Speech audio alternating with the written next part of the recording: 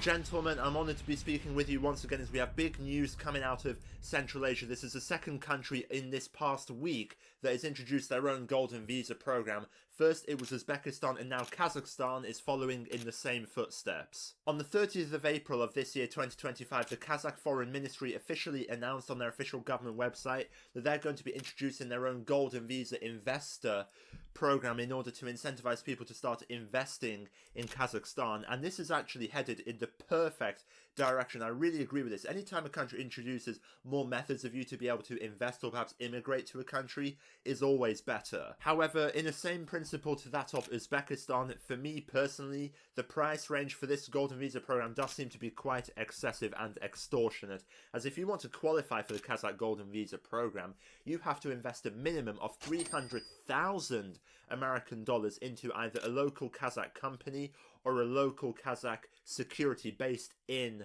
Kazakhstan. So it is a really expensive program, to be honest, whether we compare it to other golden visa programs or even more so citizenship by investment programs. And in exchange for you investing a minimum of 300,000 American dollars into the country of Kazakhstan, you will get a 10-year residency permit. So it is a golden visa, it's not permanent residency. You'll be able to live in Kazakhstan for a total of 10 years. Now, to be honest, this is where sort of the issues begin if we ignore the extortionate price for this visa, because if we take a look at Kazakhstan, it looks beautiful, it's a beautiful country.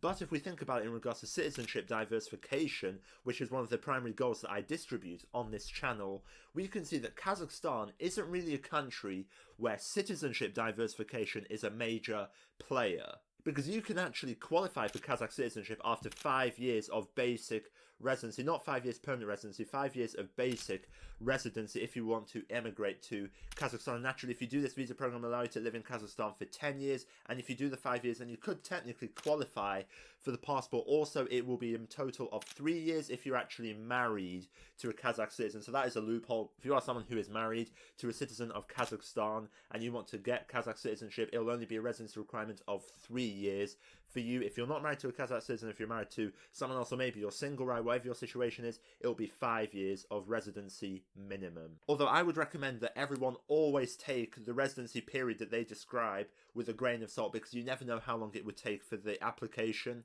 to be approved. Maybe they'll send it back to you saying you forgot something. So it's not something where you step foot in Kazakhstan and exactly 5 years later you're going to get that passport. No, you have to apply for citizenship. That's going to take a while. You have to do background checks, everything else. So it's not a straight 5 years. It might take longer. So just be aware of that. Whenever people say 3-5 years, that is the bare minimum amount of time that you need to do in order to qualify for citizenship. Now, another question worth noting here is how strong is the Kazakh passport, because that is also monumentally important when we talk about citizenship diversification. And as we can see on the map, it's actually a pretty solid passport. It's not the best in the world, absolutely. You're not going to have access to the United States. You're not going to have access to the European Union or Australia. But if you want access to Russia, China, Iran, which I thought was quite an interesting country to have visa-free access. Turkey is another one, although Turkey really isn't in the east. They sort of mediate between the two regions. It's a very good passport in that regard. And actually, Latin America, you have a lot of access, and you don't have access to a country like Chile. But beyond that, if you want to travel around Latin America, the Kazakh passport will allow you to do that. So, to be honest, when we look at visa requirements alone, it's actually a pretty good passport. It's not a solid A-tier passport. I'd say it's at around a B-C tier level if we talk about how good the passport is compared to every other passport in the world. And to be honest, for Central Asia, it's a very good passport, because a lot of Central Asian countries, and actually a lot of Asian countries specifically that aren't in the big four tigers, their passports are actually quite weak. So this is actually very unique for Kazakhstan, to be honest. However, the issue with Kazakh citizenship comes into play here when we talk about dual nationality. Dual citizenship, citizenship diversification, having multiple passports, multiple citizenships around the world isn't really the way in which Kazakhstan operates when they look at their own citizens. Kazakhstan is not a country famous for allowing dual citizenship. In fact, they actually prohibit dual citizenship, so just be aware. If you want to do this Kazakh Golden Visa program, maybe you want to do Kazakhstan anyway without a Golden Visa program, maybe you're married to someone, you just want to move to Kazakhstan and build up your residency towards citizenship, Kazakhstan does seem to be the country where they will make you renounce your other citizenship, especially if you come from a country where renunciation is possible. Now, if we compare whether it's better to do the golden visa and just maintain residency in the country or to actually get citizenship, depends what you want. If you're content with the idea of living in Kazakhstan for the rest of your life and only having one passport, and Kazakhstan is the country where you want to live, then fine, citizenship does seem to be a good idea. But for someone like me, who believes in having multiple passports, who believes in diversifying not only for yourself but your future family, for your children specifically, I think I would prefer to just maintain residency in the country, not qualify for citizenship, but maybe maintain a golden visa if it is possible. They haven't announced whether you can renew it after the 10 years are up. That'll be interesting to see what they say in the future. But I don't think I would go towards Kazakh citizenship specifically because of their dual nationality policies. If Kazakhstan allowed dual citizenship, I'd say it's a pretty elite plan B, to be honest, especially for Russian citizens. This isn't only for Russian citizens, but in my opinion, from what I can understand, this is going to attract a lot of Russian investors who are sanctioned in other countries. They can't do the Malta citizenship by investment program anymore, though to be honest, not a lot of people will be able to do that in the future. Maybe other European countries are rejecting them. They can't do it in Serbia, Georgia, what have you. They don't want to go to Latin America. They want to stay somewhat close to home. Kazakhstan, in this regard, does seem to be a good option because unless you do residency only, you might still have trouble. But if you actually do get Kazakh citizenship, that's a non-sanctioned passport, which is fairly good for travel.